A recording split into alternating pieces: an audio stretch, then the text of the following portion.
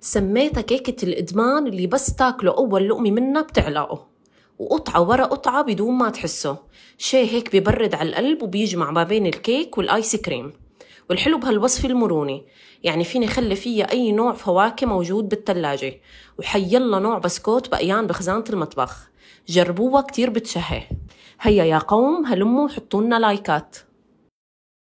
لتجهيز هالوصفة بزبدية عميقة بنزل بكوب ونص من الكريمة، كريمة الخفق اللي هي شانتيه أو دريم ويب. بضيف عليها ملعقتين كبار من السكر الباودر وملعقتين كبار من الحليب المجفف. بقلبهم مع بعض بسباتيولا. بضيف عليهم 500 ملي من الماء المثلج. المي لازم تكون باردة جدا. رح ضيف بالبداية نص كوب وأخفق وبلش نزل المي شوي شوي تدريجيا لحد ما الكريمة تنفش وتصير عنده فلفي وخفيف كتير. هذا قوام الكريمة، لاحظوا قديه خفيف، ما بدي اياه ماسك نفسه. رح خليه على جنب.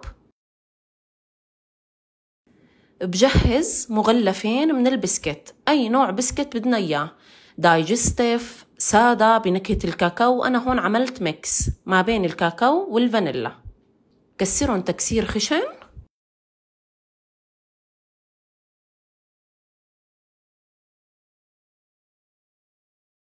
بخليهم على جنب. وبجهز تقريبا 6 حبات من الفريز. فينا نستبدل الفريز بأي نوع فواكه نحن بدنا إياه. رح نقطعه بهالطريقة. أيضا ما رح نخليه ناعم، رح نخليه حبات خشنة بهالشكل.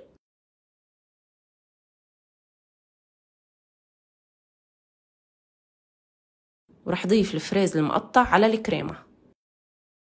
رح أضيف أيضا ملعقتين كبار من مبروش جوز الهند، رح يعطوني طعم خطير بشهي القلب. وأيضا رح أضيف ملعقتين كبار من الفستق الحلبي، وفينا أيضا نستبدله بالفول السوداني أو بندق المحمص، كمان هاد شي بيرجع لكم. هون رح أضيف أيضا ملعقتين كبار من شوكولا الحبيبات، وفينا أيضا نقطع شوكولا عادية دارك أو ميلك حسب الرغبة.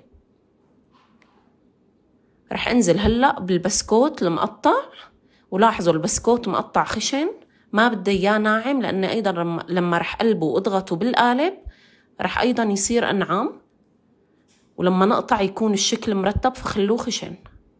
رح أقلبهم كلهم مع بعض شوي شوي.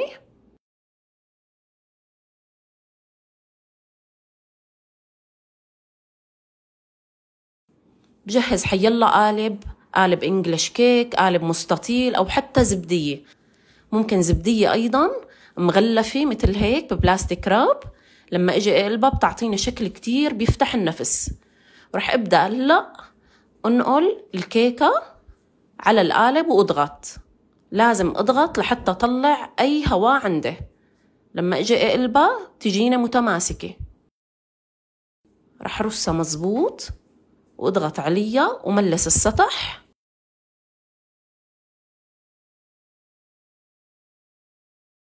بخلي قطعة بلاستيك راب اللي هي النايلون الغذائي لحتى ما تشكل لي طبقة، وباخدها على التلاجة لحتى تتماسك. للتزيين رح أبرش شوكولا. هاي قطعة شوكولا أنا خليتها بالبراد، وبمبشرة البطاطا رح تعطينا هالأشكال الحلوة، والتزيين حسب الرغبة. وهاي الكيكة بعد ما طلعتها من المجمد متماسكة. رح أقلبها هلأ على طبق التقديم. ليكو ما أحلاها، ليكو الألوان بتفتح النفس، هيك لحالها بتشهي. رح زينها ببرش الشوكولا بالفريز، أي شي عنا، وفينا نتركها هيك لحالها ما شاء الله بتشهي الأكل. نقطع هلأ ومنشوف تماسكه من جوا. شوفوا الألوان ما شاء الله، يمي يمي.